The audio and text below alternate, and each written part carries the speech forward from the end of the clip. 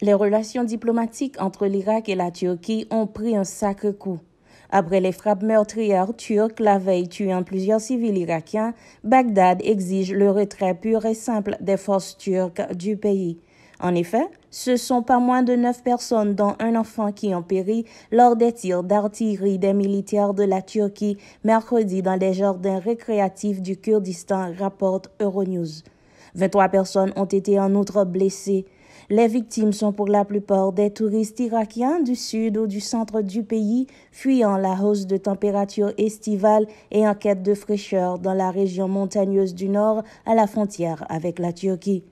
Un avion militaire a transporté les corps des victimes vers Bagdad ce jeudi en présence des officiels du gouvernement kurde et irakien. Les cercueils étaient recouverts du drapeau de l'Irak et de gerbes de fleurs.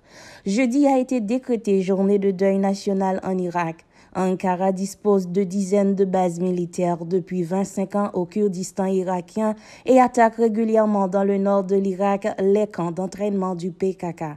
Ces opérations sur le sol irakien ne sont pas bien perçues par le gouvernement central irakien, alors que la Turquie demeure l'un des premiers partenaires commerciaux de l'Irak. Cette attaque est la goutte d'eau faisant déborder le récipient. Bagdad exige le retrait des forces armées turques de l'ensemble de son territoire.